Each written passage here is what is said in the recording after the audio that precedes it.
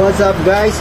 Mabilis ang review lang no sa mga naghahanap ng kapote slash jacket slash waterproof slash water resistant. Ayan. Ito na yung hinahanap nyong kapote. Ayan. Maganda nito guys. Ayan. Nakita nyo yung tela niya. Yung tela niya hindi yung kagaya ng mga parang ordinaryong jacket na pagka nabasa nag-absorb ng tubig. Ito, yung tubig tumatalsik o yung kumbaga tumatalbog lang. Pakita ko sa inyo. Ayan guys. Wow. Oh, di ba? Pag lang ng konti, wala na. Oh. Tapos hindi mo na siya maramdaman sa loob. Oh, di ba? Punas lang. Tayo na agad. So, perfect na perfect siya lalo sa mga riders na naghahanap ng waterproof jacket. Yung tipong ayaw mong magsuot ng kapote, ayaw mong magpalit. Kung ano yung suot mong jacket, yun yung suot mo kahit umulan. So, ito, perfect na perfect to guys.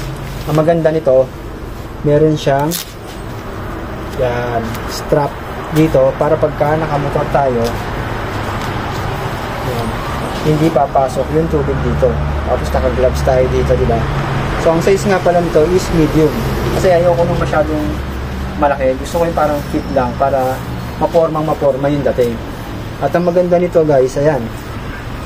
Di-zipper na rin siya.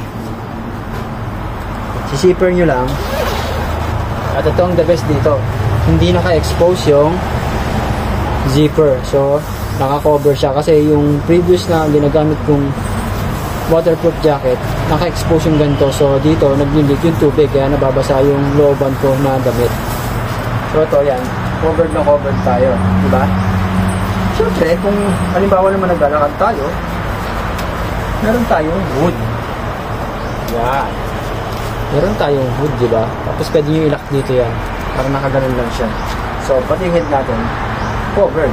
But since na naka-helmet tayo, meron tong zipper dito.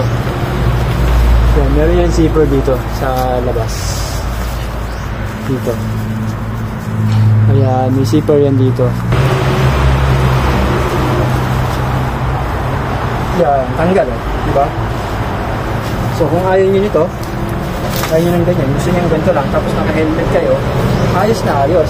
Kapag mainit naman yung panahon, yung batok natin, hindi siya maiinitan, hindi rin manginitim. So, hindi tayo magkakaroon ng backtool. Ika nga. O, diba? Tapos, meron siya ditong pocket. Yan.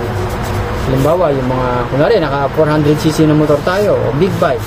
Dito na natin lalagay yung RFID natin, yung RFID card. O kaya, pamasahe, pera, kahit ano. Kung gusto nyo yun, cellphone pwede. Kasi hindi naman yan tatagos dito. Hindi mababasa yung cellphone natin. At meron pa siyang side pocket dito. Para sa mga extra na kung gusto natin ilagay, bahala kayo kung anong gusto nyo ilagay. Diba? Ayan, zipper din yan. At ito pa guys, tingnan natin yung loob. Magandang itong loob. Kahit naka-t-shirt ako sa loob, hindi ako masyado naiinitan. Kasi, ayun, meron siyang mesh, parang kulambo sa loob. At meron pa siyang isang secret pocket dito sa loob.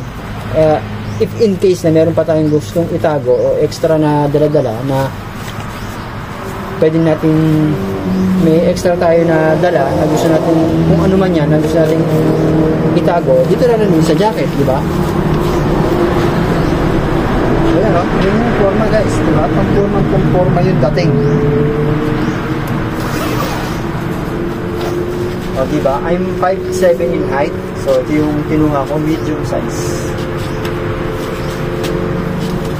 O, diba? So, kung gusto nyo rin ng ganito, check nyo lang yung yellow basket para maka-order kayo.